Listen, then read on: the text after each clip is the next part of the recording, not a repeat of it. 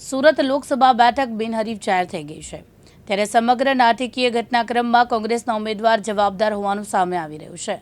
નિલેશ કુમાણીના ટેકેદારોએ ફોર્મમાં ખોટી સહી કરી હોવાનું જાહેર કર્યું છે, જેથી નિલેશ કુમાણીએ સગા સંબંધીઓ સાથે મળીને સમગ્ર ખેલ પાડ્યો હોવાની રાવ સાથે પૂર્વ કોર્પોરેટર વરાછા પોલીસમાં ફરિયાદ આપવા પહોંચ્યા છે। નિલેશ કુમાણી વેચાઈ ગયો હોવાની રાવ કરતા કાયદેસરની ફરિયાદ કરવાની માંગ સાથે પૂર્વ કોર્પોરેટર દિનેશ કાછડિયા પોલીસ મથકે પહોંચ્યા છે, જ્યાં તેમણે નિલેશ કુમાણીની કરતૂતની જનતા સાથે દ્રોહ થયો હોવાથી ગુનો નોંધવાની માંગ કરી છે। આપના નેતા અને પૂર્વ કોંગી કોર્પોરેટર એવા દિનેશ કાછડિયા ફરિયાદ નોંધાવવા પહોંચ્યા છે। તેમને પોલીસ ઇલેક્શન કમિશનમાં ફરિયાદ દાખલ કરવા કહ્યું છે। પ્રતાપભાઈ દુધાત કોંગ્રેસના સિનિયર આગેવાન છે અને માજી ધારાસભ્ય છે।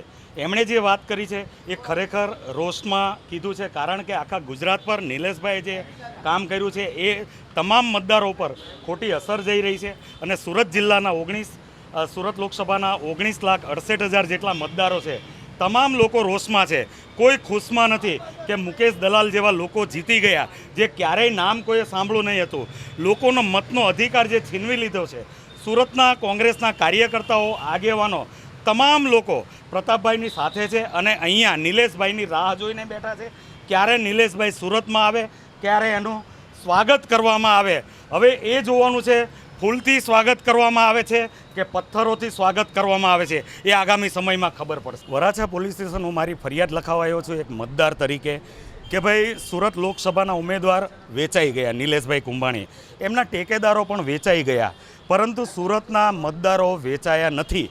આજે અમારો મતનો અધિકાર નિલેશ કુંભાણી જેવા હલકટ લોકો કઈ રીતે છીનવી શકે, એના વિરુદ્ધમાં હું અત્યારે ફરિયાદ લખાવા આવ્યો છું વરાછા પોલીસ સ્ટેશન। 19,68,000 જેટલા મતદારો છે સુરત લોકસભાના, એમનો મતાધિકાર એક નાલાયક માણસ કઈ રીતે છીનવી શકે અને એક વેચાયેલો માણસ, એક લોકશાહીનું ખૂન કરનાર માણસ કઈ રીતે અમારા મતનો અધિકાર છીનવી શકે, એના વિરુદ્ધમાં અત્યારે હું હાલમાં ફરિયાદ લખાવા આવ્યો છું।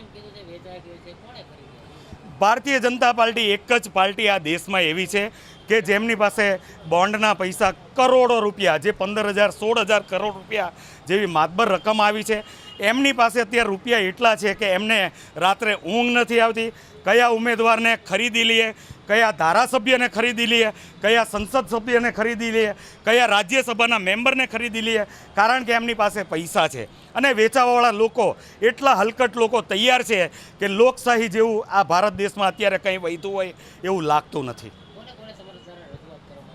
અત્યારે હું પીઆઈ સાહેબને મળવા આવ્યો છું, એમને રજૂઆત કરી છે, પરંતુ એમની ચોખ્ખી વાત હતી કે ભાઈ આ ફરિયાદ તમે ઇલેક્શન કમિશનરમાં કરી શકો છો અને એમણે જે કીધું એ પ્રમાણે એમની વાત પણ સાચી હતી, પરંતુ હું અહીંયા ફરિયાદ કરવા એટલા માટે આવ્યો છું, હું વરાછા વિસ્તારમાં રહું છું, વરાછા વિસ્તારનું પોલીસ સ્ટેશન મારા વિસ્તારનું આ લાગે છે, એટલે પ્રથમ ફરિયાદ મારે વરાછા પોલીસ સ્ટેશનમાં લખાવી હતી। એ હિસાબે અત્યારે હું હાલમાં નિલેશ કુંભાણી વિરુદ્ધ ફરિયાદ લખાવવા માટે આવ્યો છું। કાનાભાઈ મેર, દિવ્યાંગ ન્યૂઝ, સુરત।